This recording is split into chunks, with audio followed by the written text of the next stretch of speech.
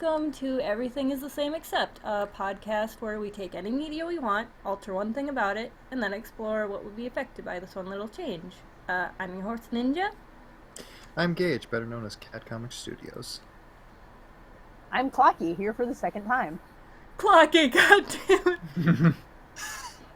And I'm Chris. I'm guesting for the first time. You may have actually heard me before on Warweaver Universe's movie commentary series, The Spider's Web, and I was initially one of the co-hosts of Vrykaiser's podcast, Trash and Treasures. Ooh, fancy. And I make a webcomic. Some of us are actually like illustrious, noteworthy people. The rest of us are just nerds. I haven't been an illustrious, noteworthy professional in like 2 years at this point. So I draw curse shit. Yeah. And you host a podcast. Our powers combined. We are Captain Planet. So what Captain Planet thing are we going to do today, Ninja? Captain Planet, but it's horny. No. No. Good, I have ideas. Stop. Okay. I mean, Yeah? you really think there's not some people out there who would want that? There's probably an audience. Nope. Now I'm just, We don't want that audience. I want that audience. now I'm just imagining Captain Planet reboot and shipping wars, and thanks, I'm gonna go walk into the ocean. That's not nearly horny enough. Okay, let's go for something a little less horny. I hope. Please, God, I hope. So first topic of today is Calvin and Hobbes, but Hobbes is a real-ass tiger. Okay, obvious first question. How did they get the tiger? The same way that he gets Hobbes at, like, the very start of Calvin and Hobbes, which is setting up a tiger trap.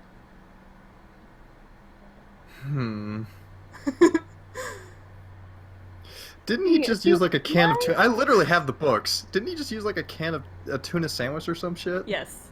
Yes. Oh, here first, are we insinuating that this is not merely just Hobbes? Are we insinuating Hobbes is a realistic tiger, as in realistic tiger behavior, or is he still Hobbes? He's just physically a real tiger. Instead of people seeing, like, oh, it's this kid's plushie, when he's interacting with Hobbes, it is Kelvin still interacts with Hobbes as if Hobbes is like an anthropomorphic lion or tiger, dang it, or bear. Oh my. Wrong franchise. Yep. So he still interacts with Hobbes as if he's like the anthropomorphic tiger, but to everyone else around, he does appear as just a tiger. Okay, well then The immediately. interesting thing about this is this would actually affect logically a lot of the Calvin. Like, you would have to kind of reimagine, say, Calvin's mother, because we're told, the Calvin's parents are a pretty regular suburban family, but a pretty regular suburban family would not kids keep a tiger. I can actually pull canon on this because Calvin's dad is noticeably concerned when they're separated at the zoo, that when he cracks a joke to himself about, oh, maybe Calvin's in the tiger pit because he... And then he rushes off. Noticeably hurries a lot faster out of concern. This is not a man who would let his son keep a tiger. Yeah. It is likely that you'd have to kind of reimagine the universe here in a situation where you could still have the slice of life flavor, because as we know in transformative fanworks, maintaining flavor is far more important than maintaining factual qualities of the canon. Yeah. Okay. So the important thing is this has to remain a slice of life, so logically Calvin's world would get more fantastical the real Tiger Hobbes. Yeah, that's what I'm thinking. It's like, Yeah. so in this case, obviously Hobbes, like, there must be, is Hobbes the only talking animal? Or is Or are there a bunch of others? Because if he is a talking animal and that's a common thing, then then that's just how that world works. You just have to kind of accept that going in. But if he's the only one, then you kind of have to have an arc where it's like, okay, here comes the government trying to kidnap him and experiment on this talking tiger, and Yeah, and that kind of like, not that that's a Calvin different doesn't story. have wild out there That adventures, now but it's like then it becomes Calvin Stranger tends to Things. have out there adventures that he gets into because he's kind of, or in the case of the whole time travel, stealing an essay from his past self, is trying to make something easier on himself and then messes it up, and then this is the context where in a more Aesop oriented story he would learn a lesson, but it's not. So Yeah, it would Yeah, ultimately like make for a very it would ultimately make for a more complicated lore anyway. So tune in for my high fantasy reimagining of Calvin and Hobbes, where people are just bonded to magical talking animals. Yes, please, actually. I'm here for this. Slice yeah, I don't think we ever see. It's been like decades since I've read Calvin and Hobbes. I don't think we see any other like halfway that are positioned like Hobbes. I don't think so. Yeah, I think that Susie Susie has Yeah. Mr. Bunn, but Hobbes actually remarks in one of the comics that Mr. Bunn seems comatose. Wait. This is some Toy Story shit now. This is some, he didn't learn how to talk yet. I don't like that. That's actually the first comic that introduces Mr. Bunn, has Hobbes comment that.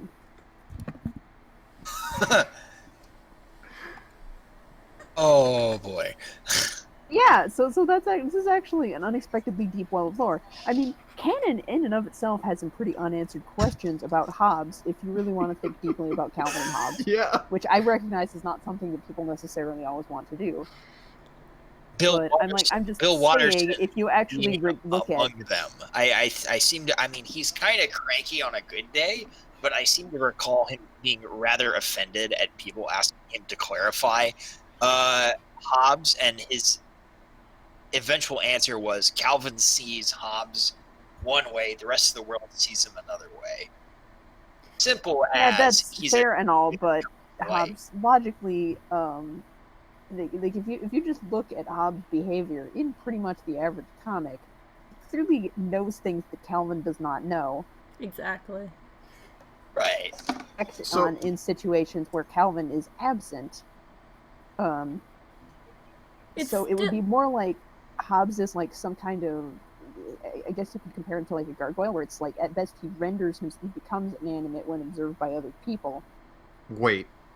It's on like angel physics from like Doctor Who. I have an idea. Yep. What if Hobbes has like a human soul implanted in him? No. No, because we're not cracking open. Damn you, Gage. Now I'm thinking about this. Or he does actually operate from an extremely human-centric perspective. Another possibility, is it possible that it's also been a while. I have all the comics, but it's been a while since I've read through them. Is it ever shown specifically that Hobbes is capable of interacting with the world, but that in a way that other people notice?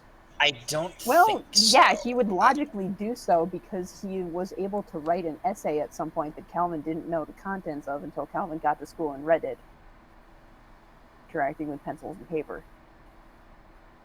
A physical thing that I don't think he ever could see. Interact with anybody else in the same way that he did with Calvin. And you could write that one off as like, oh, Hobbes is just the manifestation of a split personality. That's a whole nother rabbit hole. Also tackles. I was going to say. Hobbes also tackles Calvin, and also that's not how dissociative identity disorder works. But we're consistently terrible at that. It's fiction. Yeah. Does Calvin just hurt himself? No. Okay, I let's mean, not he coma does theory this, normally, please. but I don't think, like, in the sense of he's willing to put himself in extreme danger sometimes, but I don't But think... he gets his ass kicked, so is it like throwing himself down some stairs and he's like, fucking Hobbes, what the hell, man? That Teen Titans That would not episode appear to with work the at all hallucination regarding... Slade. I feel like that's not in the spirit of what it does. I think that course. Hobbes also physically picks up Calvin. No, actually, yeah, he does. Actually, several times he'll like boost Calvin into a tree. An episode where not episode. There was the one like mini plot where Calvin had Hobbes tie him to a chair, which he logically would not be able to do if they actually only had one body. Yeah. Shit, you right. Okay, another question. But If it's not these- a dead body possessing this cute little stuffed animal. It is I didn't say clearly... not a dead dead body. I said body, it's a new soul. Bodies Oh, don't do new possession. soul. Okay. New soul. New soul's valid. I mean, like, Yes. I actually feel like it's entirely possible, though, that Hobbes could be a dead person. The origin story No. would God. imply that he is an entity separate from Calvin. I'm not saying that in like a dark, Hobbes is an evil Coma warlock theory. using Calvin for Calvin revenge Hobbes. or something. No. Coma theory. Being like, Can I just get on the record now? No coma theories are allowed. I know it was a goof, but just Hold to on, I want to see. clarify for anyone listening, don't send us in coma theories. I'll put you in a coma Those are- theory. those Wait, are boring. no. But okay, I want to at least see where Clocky's going with this. Yeah. okay, so see, my thinking here is it's actually entirely possible Hobbes is a external entity Mm-hmm. attached to Calvin when Calvin inadvertently, like, drew him with the sandwich, Mm-hmm. hanging around with Calvin because he wants to. It's likely that in this case, it would make sense that there's a physical tiger plush that Hobbes seems able to move around, but only when nobody else is observing. Toy In the Story sense that it's logic. not that Hobbes can't move when that he doesn't want to, because Calvin's parents will likely ask awkward questions that Calvin does not. However, Hobbes is clearly a non-malicious entity. Well, he's just like some dead guy hanging around in a... I feel like it does have a bit of a weird energy if it's just like some dead dude. But it's also but the only other explanation I could have is that it's like a dead kid, and that's way worse. Yeah. Unless... I don't... It Unless could be, partially based, aren't Calvin and Hobbes, aren't they partially based on those philosophers? yes, and I they're- assume. Just be dead philosopher Hobbes. Bam, you're a No. tiger. Whoa, okay. Okay. I like this track. He's got real Is interest. Calvin the reincarnation of the dude who basically made Calvinism or whatever the fuck? Is this some Zelda shit? It's his persona? I don't actually know if the core tenets of their personality represent I think Ism and Hobbesian. I think it's I'm more gonna I, look it up. I think it would be They more follow. likely. I feel like it's entirely more likely that we're specifically going to be able to pull historical philosophers in here, because that would require more research than I really want to do, and I don't think Butch Hartman is going to help me on this. what? Not- Who? But fuck no, Butch Hartman, creator of Fairly Odd Parents? Bill Waters. no, I messed up and forgot that Bill Waters. There we go. That's the one that I was supposed to say. Yes, Hartman sorry, I lives in destroyed that. Casey's attic and helps him with theory posting. Oh. That's why he's Oh. so good at it. Wait, no. No, I will 'cause- not let Butch Hartman take credit for my hard work. Have you seen Butch Hartman's creations? Yeah. He did have Man Preg canonically in Fairly Odd Parents and then forgot that was a thing. Mind me. Wait, why did he forget? No, in that context, no. I can respect Butch Hartman's desire to forget. Yeah. It's because he had a whole video that was like, who is Poof's real dad? And it's like, it is Cosmo. It had to be Cosmo. It came from Cosmo. I can respect that. There's plenty of other reasons I don't things that I don't respect. We're for. getting off topic. Yeah. Yes, we are. Okay, I looked it up. Anyway, so Podcast honestly, going far afield. The hell you say? Yeah. But, okay. There's also another possibility. Like, there is the reincarnation theory, which is pretty fun. I think we can also consider the possibility that... Alternate dimensions? Okay. Well, yeah. But I was going to say that, okay, we live in a world where there are, like...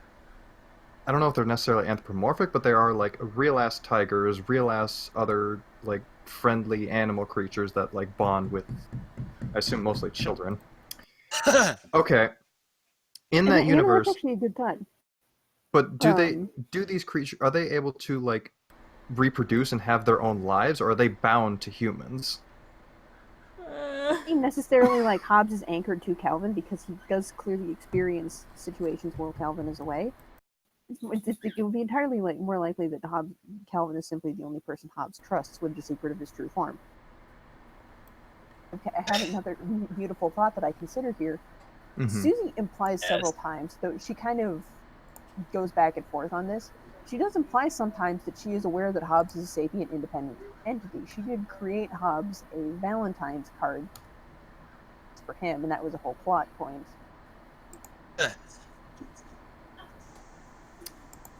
I'm gonna have to look that up again. And like I said, it's been a while, but... Oh, yeah, I remember, because Hobbes was all, like, he was all blush, and he was all, like, really happy about it. Oh, here's my other theory here. This would suggest that Hobbes is not exclusively visible to Calvin, but rather that Hobbes is exclusively visible to children. And do you know what that describes? Tricks. Okay, I'll give you that one. I was thinking, like, there's a very common thing of, like, oh, well, that nature spirits. So this naturally solves the thing of Hobbes is not a dead person, because he presumably would have at some point mentioned his history and such, especially because Calvin wouldn't exactly be put off by it. This is Calvin we're talking about. Mm-hmm. Yeah. But, entirely possible that Hobbes is actually a entity totally disconnected from humans, but he's like a nature spirit. That's probably the most pleasant theory so far. Yeah. Like the thing is, Yeah, you can't just willy-nilly toss things out and be like, well, maybe it's dark or maybe it's not dark, because it's like, again, we have to tonally maintain the spirit of Calvin Hobbes. Logically, Hobbes is not, a grudge-filled dead ghost, because Right. So. One more time, Sean. yeah. So that's my end theory. I'm gonna drop that bad boy down and commit to it and say that's my take. Hobbes is a nature spirit, or Yeah. a Shinto kami, you might suggest. And he is most easily perceived. His true form is most easily perceived by children. Why is he getting seen by some kid in the States, then? Wouldn't they be mostly bothering Japanese children? I mean, if you presume that Shintoism is correct, then it would be correct wherever you are, whether or not you're in Japan. Wait. It is a pretty philosophical comic. And, like, when I think of philosophy, I tend to think of, like, if not necessarily Shinto, but, like, a lot of, like, Eastern religion stuff. Another comic that was heavily inspired by Calvin Hobbes, Ozzy and Millie, was one that I read a lot when I was younger. That dealt a lot with, like, Zen Buddhism. What if... Okay, like, that was a furry comic, but... there is some connection.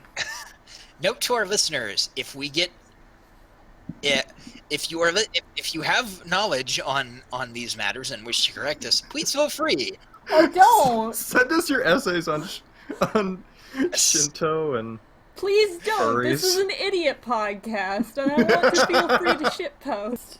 It would still be educational and edifying to actually learn that, oh, we got that totally wrong. Yes, but consider the following.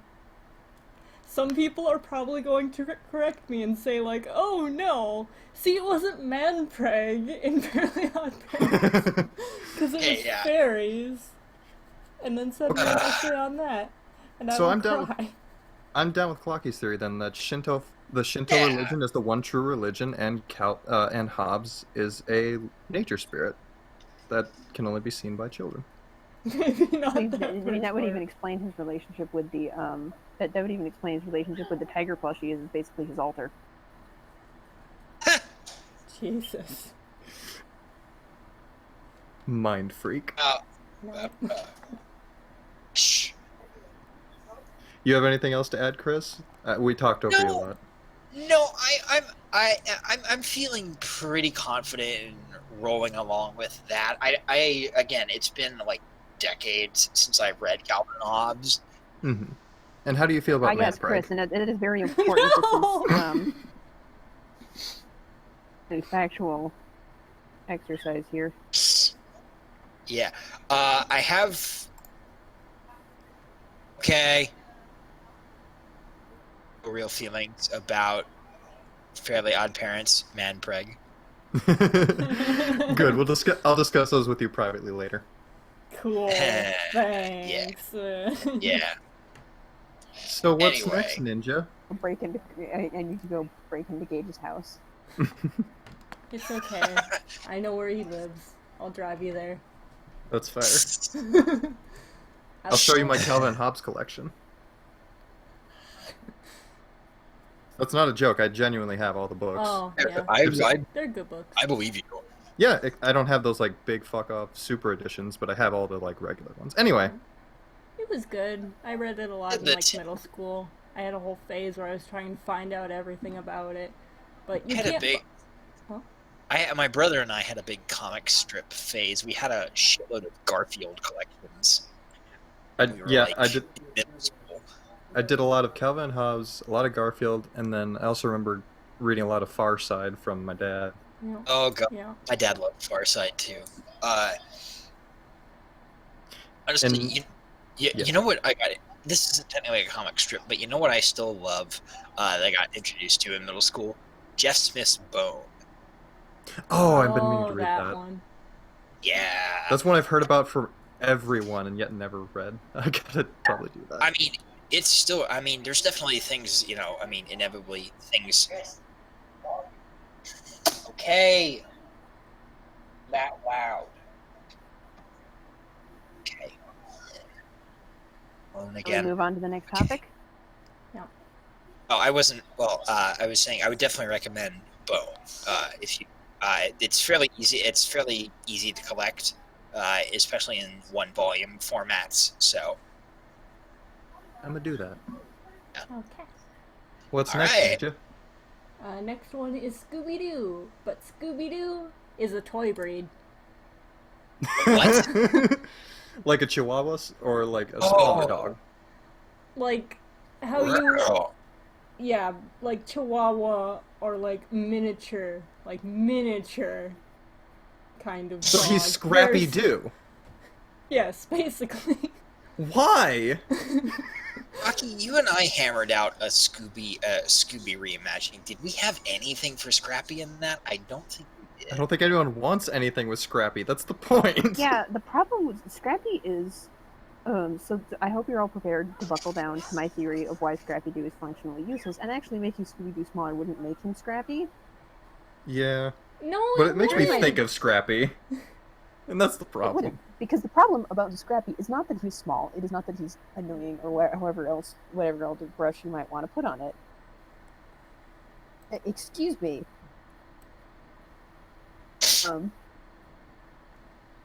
My phone decided to be loud at me. As I say, the problem with Scrappy Doo is that he is the greatest example of what I call lack of a niche. The problem Yes! with Scrappy is you are trying to staple him Taking a onto a shot. team where all of the characters. Velma has a role, Fred has a role, Daphne has a role, Shaggy has a role, Scooby has a role. They all have nicely, easily defined niches. In that sense, you could stuff Scooby into basically any shape whatsoever, and while that would make the story more or less strange, for example, it would make it pretty peculiar if you tried to reenact Scooby-Doo, where Scooby was just a guy in a fursuit all the time. Wait, can we make that the theory instead? No, that's what I wanted to avoid. Damn it. I mean, we're on a podcast with two 2.5 furries. That was my favorite. That was my favorite sitcom. Wait. Okay, Clocky. So anyway, so as I was saying, yeah, so you can basically stuff Scooby into whatever shape possible. Likewise, you could have made Scrappy Doo a large dog. Remain frustrating as Scrappy Doo because he is fundamentally serves useless no real to the purpose. team. Yes. Ninja, I'm gonna say counterpoint to the thing of like making him a small dog. I think the problem then is that it's less funny. Because, like, one of the big jokes is like, oh, Scooby jumps in Shaggy's arms, and he's like a huge-ass Right. dog, but Shaggy can carry him, because he's a fucking super-powered weirdo. I stand by my theory that Shaggy Yeah, is just absolutely unbelievably shredded under that shirt. You could still make it funny. Just instead of Scooby going into Shaggy's arms, it's Shaggy jumps on this tiny dog. Oh, shit, you're right. That's really good. Fuck. It'd be Oh hilarious. my god. Because then it's like, he's oh just god, riding you're on Joel. Scooby like a horse. He just rides him. Are we just imagining a Scooby-Doo monster chase, and you just have like a man riding a corgi Yeah. who just goes over the hill? See? At top See? It still works. I think my Making part of the, Scooby, well, oh part my of the god, comedy... making Scooby a corgi would be a gift. Hold on. It's also another problem, though, is that... Oh, fuck, I'm sorry, I lost my train. Where did that train go? Oh, part of the humor is that like he's one of those big ass dog breeds, but he's a scaredy cat. So if you have a small dog that's also a scaredy cat, then it's like it's slightly less funny there. So you know what? It's kind of a balancing act, I suppose. He's supposed Don't to be feel like like a Shaggy great riding a Dane. corgi to freedom is unbelievably hilarious, especially if you put it into the amount of antics that usually go into a Scooby-Doo video chase. That's true. You know, you hear that like Norwegian rumor wherever it came from, that's like the reason they had those spots on their back is because like fairies or something used to ride them into battle. Yep. Corgis, that is. Race beats, yeah. What? Yeah. I I just have feel like never Corgi would heard be hilarious. this. Ever. Yeah, that's corgi mythology. That's There's amazing. corgi lore. Holy shit. Wow. Yeah, that's like awesome shit. Yeah, it is.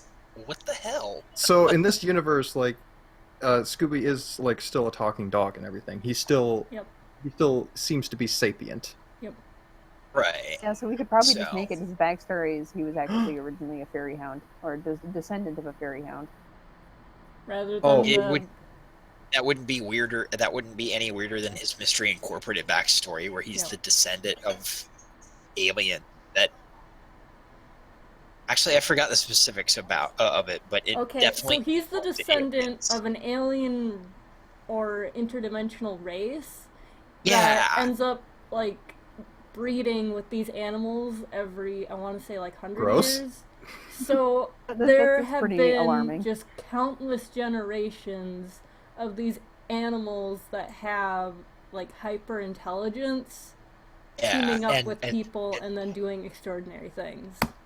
Yeah, that's it. And the Ninja? Yeah. the most recent one was like an owl that ends up going mad Professor- and Prof- yeah, what was his name? Pericles. Yeah, Professor Pericles was a parrot. Yeah. Oh, Say that sorry. Say that 10 times fast. I Two was things. thinking owl because my brain went to Talon, which was a character Gage made. Yes, two things. First of all, everyone do yourselves a favor and please Google image pixies riding corgis. I just linked it in the chat. It's amazing. Second of all, Ninja, is this the same universe as this Calvin and Hobbes thing? Is that why Hobbes is talking tiger? Oh, No. shit. I mean, there's nothing to suggest like the two would intersect. Yeah, I mean, also, But there's nothing to Hobbes, say that like, they has don't. a supernatural quality. Scooby's supernatural qualities are actively on display casually for all people.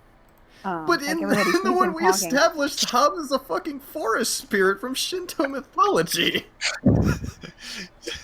But that's also with the idea being he's not usually like this isn't his default form. Like he is only It's his revealed final to form. certain entities that are worthy. whereas Scooby is just visible to everyone all the ding dang time. Operating on different mechanics is the thing. It's a different religion. Are you suggesting Scooby Doo is an indicator of? Well, assuming that assuming all Eastern religions are correct, I'm assuming that he is, like, I don't know, some break off of Brahmin or some shit. I don't know. Okay, you know, I'm going to hijack this. I'm going to hijack this. This is not in Eastern religion at all. But do you know it's a thing? What is? In, I believe, usually myths around like London, bugs, which are not really, they're more cryptids than they're more ye old cryptids than necessarily tied to a particular religion, but the belief is that they're actually guardian spirits that will like see you safe passage through areas. I'm just saying.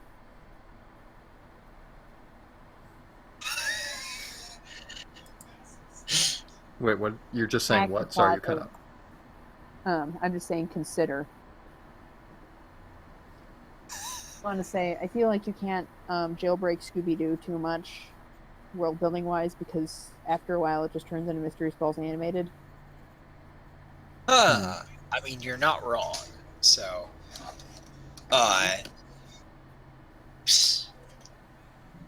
You're correct. I mean, honestly, it's one of those really interesting franchises because it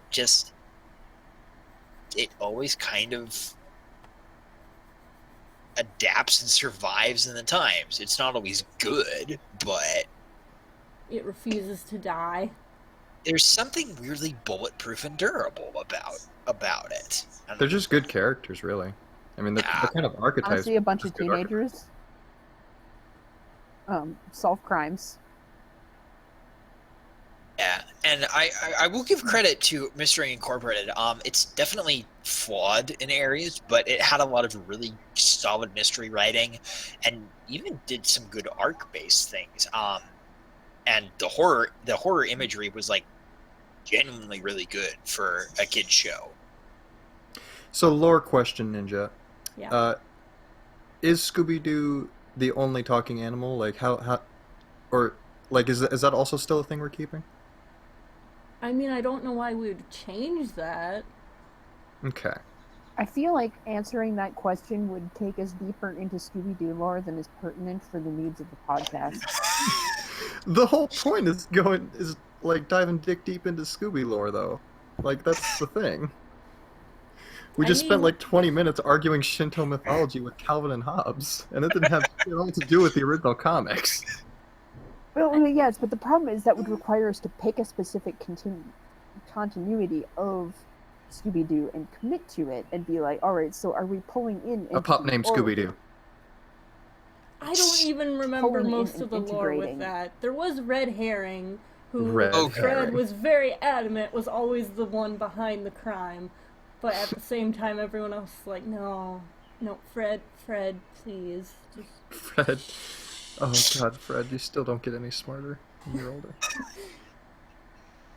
Honestly, his Mystery Inc. Incorporation is like the most valid child. Or another possibility, what if we go with the logic of the films? The live-action ones. No. You're right, that had Scrappy in them. It had Scrappy summoning demons to become Spoilers. the most powerful being on Earth. Or potentially the universe. Also, he peed.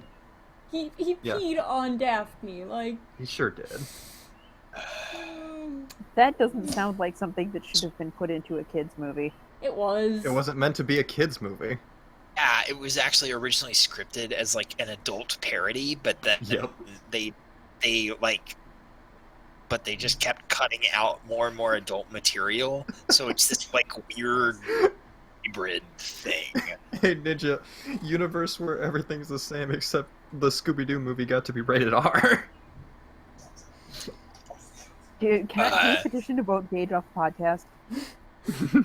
All in favor, say aye. It's too late. I've already ruined it. You're right. We really got. I'm sorry, we got so off track, but it's like, I don't know. Like, I don't know what specifically to add to the idea of like, okay, Scooby is small instead of large, because it just feels like that's like you got to rewrite some of the jokes, but otherwise, more or less, it's the same. I think Yeah, Just more or with less Shaggy stays. riding a It's, corgi like a clown car. that's true.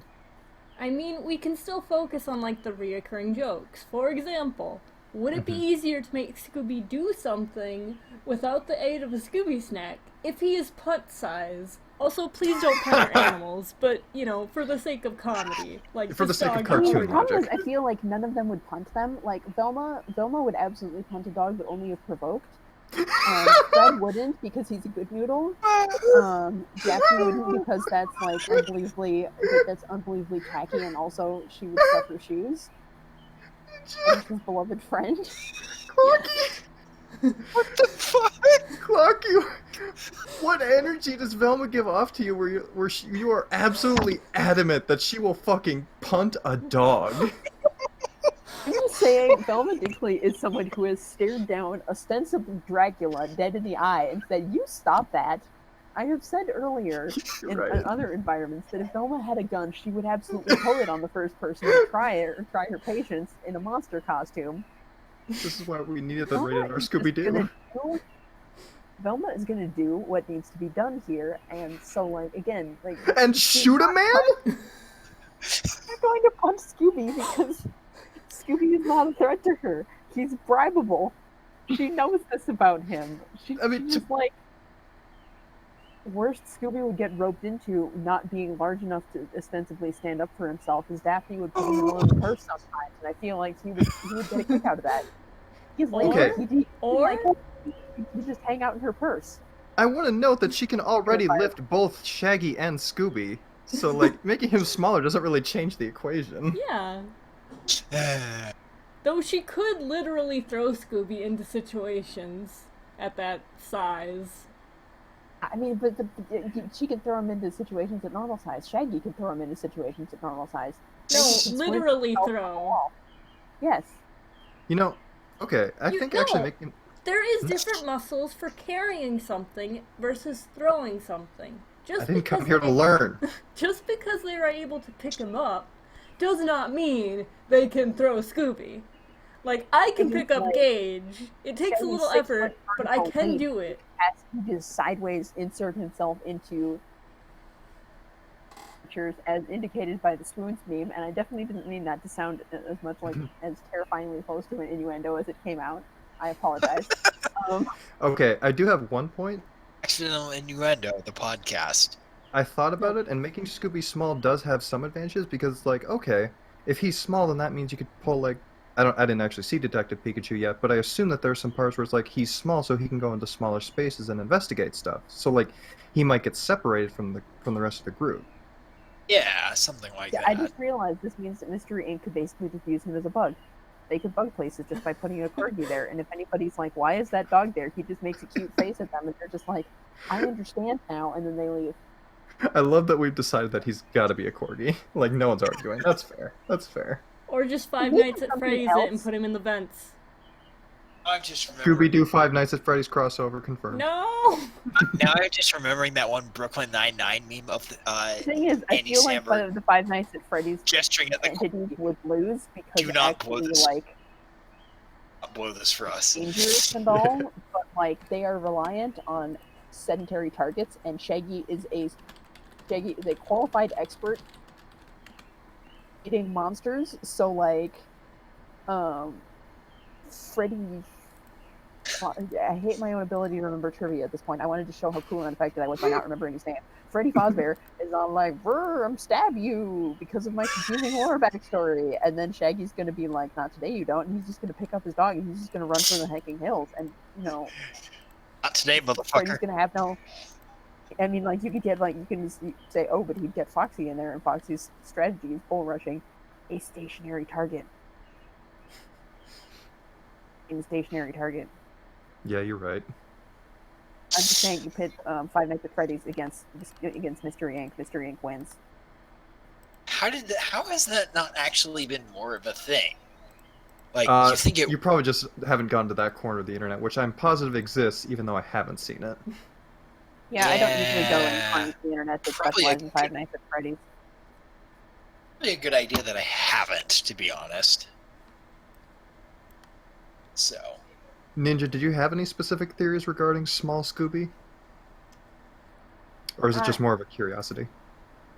I feel like it would be funnier at the end thing. Like, I know they don't actually say it that much, but the idea of you and your stupid dog, like, you're telling that to a corgi. How can you find this at all threatening to your livelihood? It was just a corgi, it was just there, it was just involved with it. Like, when it's a Great Dane, that's a little different. Like, okay, sure, I can see it interrupting your plans, but you as a supervillain being like, yes, the dog was involved. It's a corgi! Do most people see that Scooby can talk? Like, most of the villains or whatever? And nobody questions it? yeah. No. What's up with that? Let me explain. Okay, let me explain you a thing about something that I have seen that is Scooby related like 10 times, like probably 10 times at least. Go on. A mystery. I'm the one who's seen that. Go on. So at one point, Scooby is framed for the theft of the WWE Championship title. Scooby is put in prison for and given a chance to legally clear his name by participating in a wrestling match. So yes, he is fully, yes, but yes, he is allowed to do that under WWE city law. He is fully recognized as a sapient being under the laws. Only in WWE City, though. We don't know necessarily how that legal system aligns with the rest of the world. That is fair. That is very fair. Wrestling is its own universe. It's possible that Scooby is committing tax evasion by not being a legal U.S. citizen in other regards. Is he an illegal alien? Like, in both the literal and figurative sense? It's actually also entirely possible he is a citizen of another country, but not of the U.S., so he's actually like a legal immigrant or something. That would explain the accent. Then they couldn't put him in jail, though. Because I feel like legally you can't just put someone else from another country into a city jail. Like, I may be incorrect on that, but it seems kind of rude. I mean, if they've committed a crime, then... I guess that depends on the crime, though, I think. Diplomatic immunity doesn't apply to tourists. Fair. I feel... Okay. So, if people aren't thrown off by Scooby being a talking dog, then I assume that... Okay, then we're living in a universe where that's, like, at least semi-normal. It's my gym partner's a monkey situation, if you will. No. We're not doing that crossover. Not today. Coward. No. No, but, okay, hear me out, though. Okay. The thing is, it would seem that Scooby... Okay, in My Gym Partner's a Monkey, it seems that the animals have less rights, or at least they're treated less well, sometimes, generally. Like Not necessarily second-class citizens, but, you know. Like, they cannot just go out and purchase regular human food by them. Yeah. According to the thing. Also, they have to live in the zoo. Yeah. The more I hear about My Gym Partner is a Monkey, the worse it gets. Yeah. I mean, it's the same ideology with, like, talking animal movies, especially if the humans are aware that the animals are talking. Then it's like, this kind of gets into a slavery analogy that no one meant to make. Yeah, and, like, that's where my question is coming up, like, okay, if this is a different kind of situation, this is a universe where, like, animals can talk. Can Scooby vote? Does Scooby have rights? It would be more likely, I mean, just likely looking at the dynamics of Mystery Inc. and trying to intuit from there. Oh my god. Lore, I'm sure that the writers really thought out, of course. I'm not thinking the writers thought this out, but I'm just saying I think that if we're trying to make this addition to the lore, we need to make it that actually answers the questions raised by canon. True. What I would look to is Scooby actually is specifically bribed into actions. He's never ordered into something with the insinuation that he has a master relationship with he has a master-servant relationship with any other member of the team. He's not a slave. Yes, a point is made even that if they're trying to bribe him into something, they're usually trying to bribe Shaggy at the same time, with the same reward even. He still wears a collar though, so that's a weird energy. I know that's Hanna-Barbera, that's out of universe, but still. To be fair, Yogi Bear is shown to be entirely sentient. People who are like, who are like into something creepy. I mean, choker necklaces are commonplace all the time, and you might say, well, okay, but this is a dog collar, and it's like, counterpoint, there's a lot less weird connotations if you're a dog. Yeah, but it still has some if you're a sapient dog. I don't know, does it? It's just like a fashion accessory. Can I bring up something? Yeah, of course you can. Okay. Ninja. So if we're going off the Hanna-Barbera cinematic universe... Yes. Here we go. I mean, that might as well be a thing. Yeah. Yogi Bear he's allowed to live in the woods, like, just fine. He is shown to have total sentience, but, like, Sapiens. The park ranger isn't like, hey, this is a park, you shouldn't be living here. But at the same time, he is allowed to walk around entirely naked, and by what we assume, he is allowed to shit in the woods. Do animals have more rights? That's what I was just about getting at. I think in order to have, like, the right to go around naked, you kind of have to agree within the society of, like, okay, I want to act this way as an animal, but this way as a human. So Scooby could shit in the woods. Yes. Yes. I'm glad we got that fire figured out. hydrants, and no one can stop him. There's, like, a divide in animal people where it's like you have someone who's like you have like their animal rights, but instead chooses to live as a human. Okay, Ninja. There's one problem though. Yep. There's one really unfortunate thing with this thing, because, like, if animals have all these rights, that means that... Does that mean that these animals can date humans? I mean, I'm gonna be weird here for a second, but, I feel like if you are interacting with a sapient being that is fully capable of being an adult and giving... You're just a furry. All you are is... It's just a relationship. It's not really that weird. I mean, people are like, oh, being an alien hunter or whatever, but it's like, let's be dead honest. Again, is it an adult? Yes. Like, we haven't... Informed consent? Yes. Is the informed consent given? Yes. Then the relationship isn't weird. Yeah. But we haven't seen, like, in Hanna-Barbera, this sort of interaction between species, other than, like, aliens... with the Scooby Doo movie, where it was like, okay, that's chill. But I feel like it's less of, like, you could do that, and more of, socially it's unacceptable because we don't know what could happen. Please don't make demon babies. Two, that they're not, like, I mean, simple biology would suggest that they are probably not biologically compatible. Yeah, that's not going to stop everyone. We don't know for sure.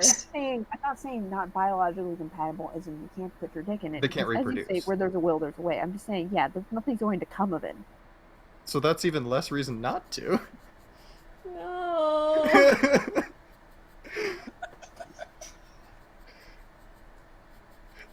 Is this where you thought the theory would go, Ninja? No, I didn't.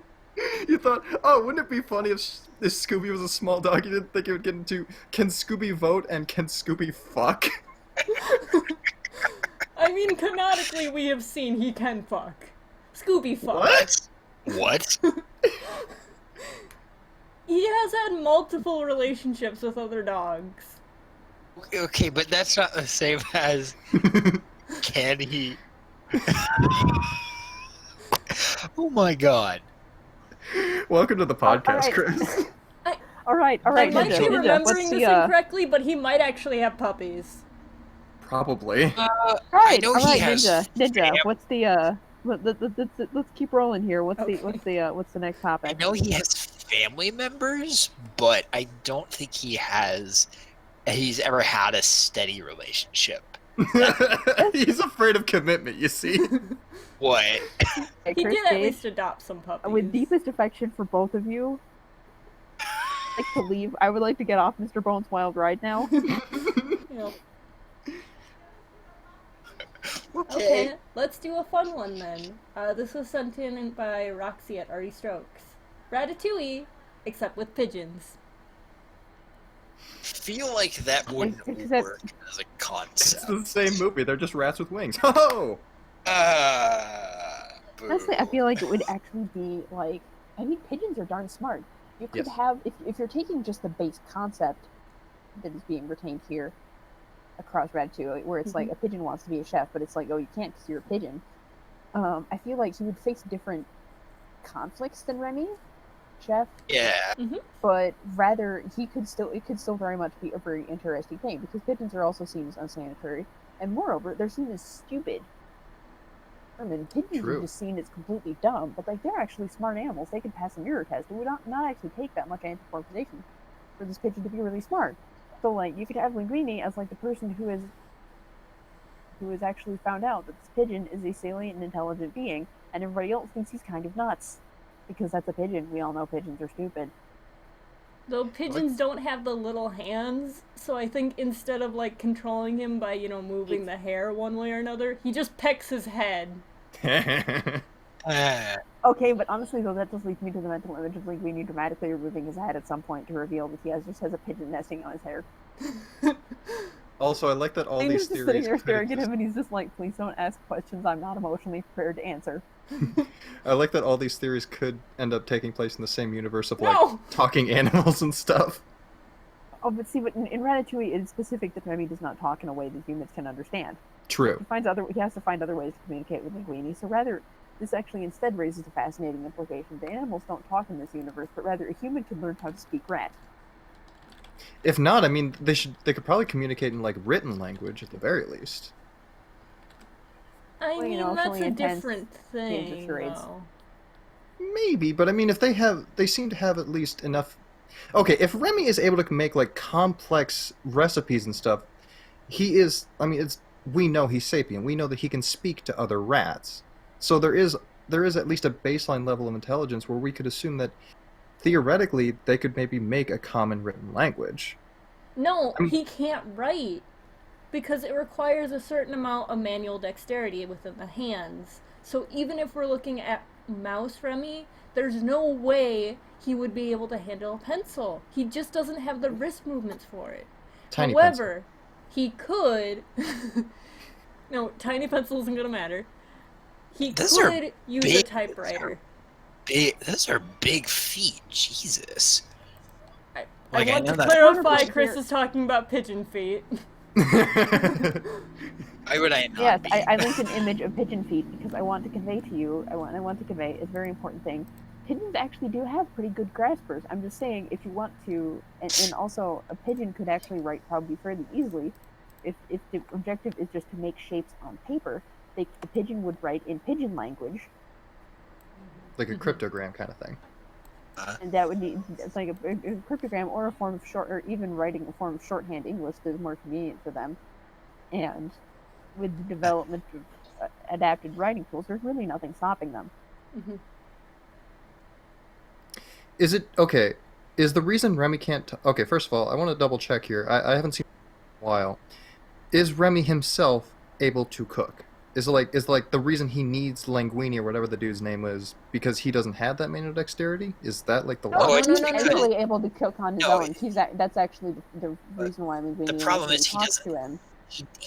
It's purely doesn't because have- society doesn't like rats. Right. Correct. Okay. Me and his own. But picking have something a up and problem putting with it into a scales. pot are different skills than, like, writing with your hands. If you hand, like, let's say a kindergartner a spoon and are just like, hey, mix this pot, they can do that. They can throw things around. But then you tell them, like, okay, write this thing. That is a different set of skills. What if he uses his And nose? it's a matter of muscle training, and I feel like you could develop a rat shorthand that functionally works for them. Yeah, none of these movies ever take into account, like, okay, if there is some way that humanity could make, like, as it were, like, first contact with rats and establish some sort of, like, common language, or at least be able to translate, that fundamentally changes society. Yeah, Are that's other true. animals shown to be sapient, by the way, or is it just rats? I think within the movie it's just rats, but my brain says in the video game it might also be pigeons. But I have Well, to that's double not check canon. that. That's not proper Ratatouille canon. Because the last time I watched the video game was Penny Parker, aka Snap Cube, doing it, and Yeah. her thing kind of went into a whole like existential crisis thing, and like towards the end Weirdly of it. enough, that was canon. But anyway. Okay, so in this universe, in the one you're establishing anyway, the one where it's pigeons instead of rats, is it just like just switching around? It's like, okay, all pigeons are sapient, and then presumably Right. rats are not. Right. My connection is being weird. Oh, hang on. It might be coming back. I believe in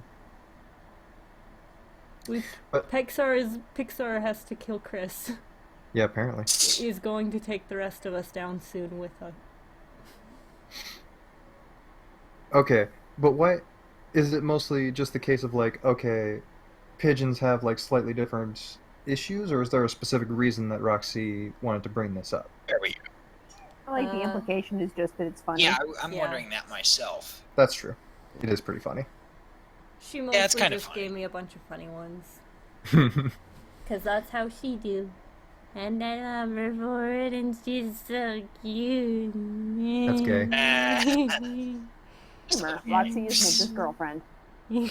Spoilers. Glamour. I So just what want is to let pigeon people know pie? that if they send in and ask and are really hurt that Ninja doesn't do this in response to them, then that there's a reason for that. Okay, so what is pigeon society like? Is it functionally the same as rat society? Is this really just changing Don't the know that would. I think you would see some different social dynamics there. I mean, the Social settings would be dynamics different in because Ratatouille are not exactly the social dynamics of rats in Ratatouille is not exactly deeply world built. It's mostly just based around real animal behavior. Yeah. Or at least a simplified Yeah. adaptation of animal behavior. a lot more Um, roofs. I mean, we still see pigeons like gather in large groups, so it might actually be easier because a lot of the times, you know, pigeons do gather like in big spaces.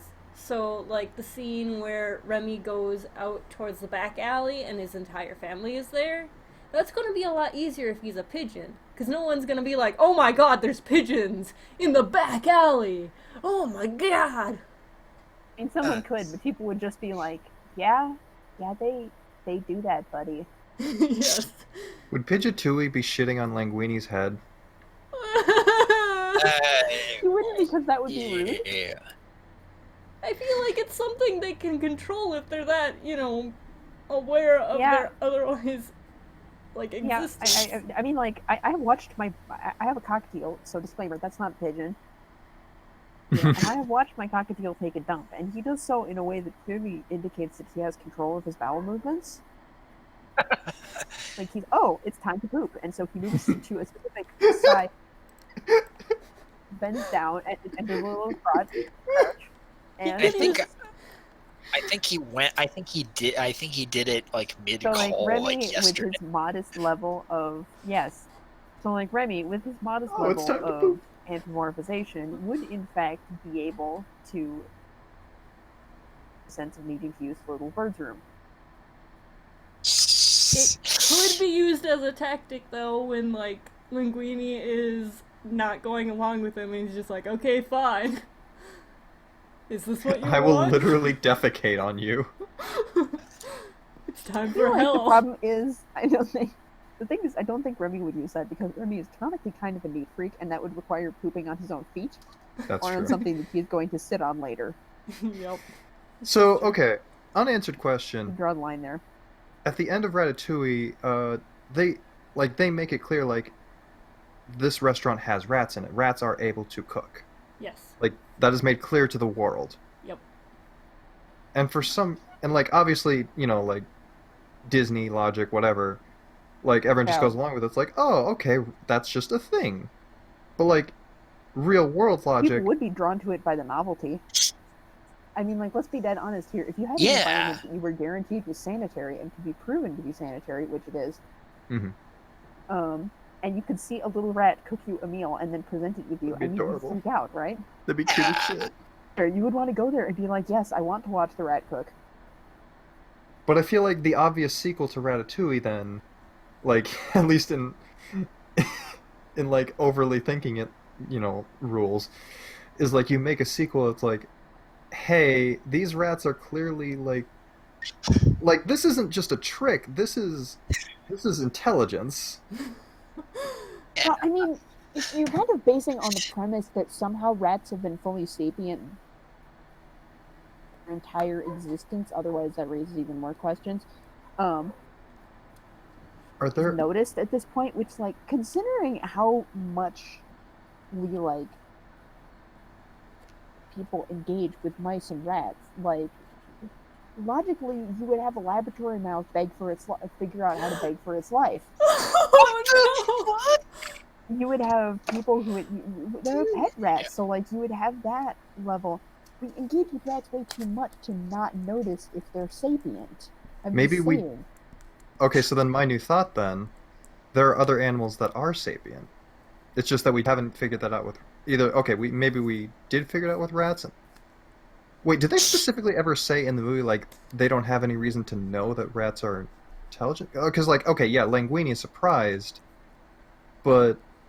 He's I like, don't are know. you nodding? Are you nodding at me? That's one of the things he says when they first meet. Yeah. And he's, like, initially, like, absolutely gobsmacked to see Rennie, cooking. Maybe. Secret of Nim.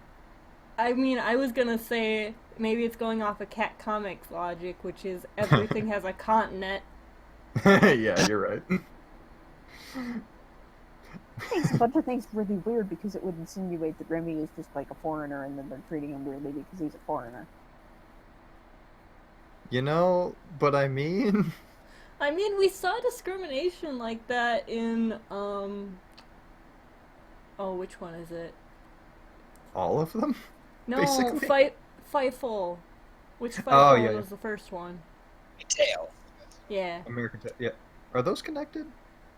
Connected to what? Secret of Nim? No. Well, honestly, I'm just kind of thinking of, like, all rat movies and just kind of throwing it in a stew and just seeing, like, what ingredients might mix, Hey, metaphor. Because my immediate thought is, okay, these are the rats from Nim. So And- what I you're mean, that actually saying would be is entirely possible if it's just Remy and his family. That would make more sense for human culture to be as we understand it. Like Remy and his family are descendants of the Nim rats in the sense that they are unusually sapient. In which case, yeah, there would logically be a pretty big stir. But there's not That'd be enough actually of a interesting. stir. Well, no, I mean, like, but as you say, logical sequel where it's like some scientist is like, you are literally defying everything we know about animal intelligence, and Remy is like, please, sir, I would just like to keep cooking. It's a great comedy. There's this beleaguered zoologist desperately following Remy around, being like talking to Levine, being like, "You are breaking science. He is breaking science. He's doing that. He's just. I need to figure out how to give a rat an IQ test. How does he accept bribes? There's a god and he has whiskers.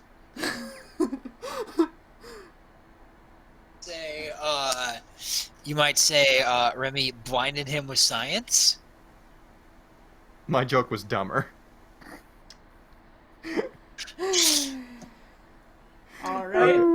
think that ends it then, because I don't think we Yeah, I can think be... we But yeah, Like, we just really didn't go anywhere with the pigeon thing. It's just straight up like, Ratatouille's weird. I mean, that's something we've done a lot of times here, where it's like the premise is just like we could almost adjust this premise to just be like someone just gives us a series and we're just like, huh, you know, that really is what the heck's up with that?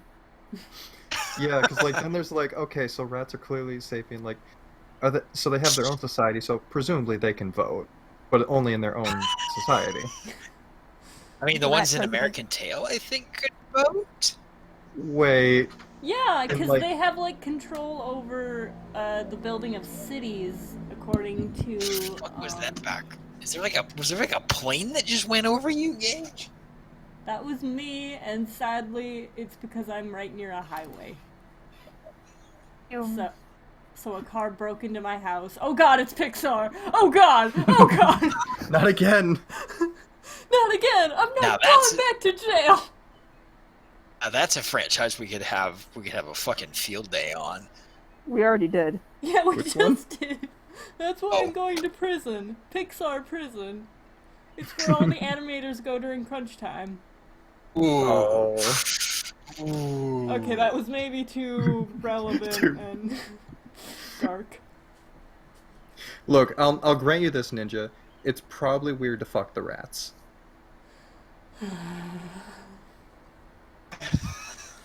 Okay, I think that's all the time we have for this session, everybody. Yep, thanks, goodbye. Go break Well, into we have Gage's to do our house and suplex outros him. first. So, you know, reverse order as it go. Except, Clocky, please do it on your time instead of stealing Chris's. You I'm said not reverse actually order, that so sorry. Clocky first then? Yep. Okay, Yep. Clocky first. Hockey, and I don't know how to not steal other people's intros. I'm Chris, and I'm signing off, I guess. Maybe your tasting friends. I'm sorry, Chris. I'm sorry that you had to be here.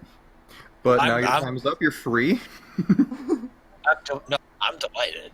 This is utterly delightful in every way. That's not the word I would use for it, but okay, I'm so glad that you're happy. Yeah. I'm Gage, better known as Cat Comic Studios. Go read Key to the Future's Fate. Wow, just plugging your stuff.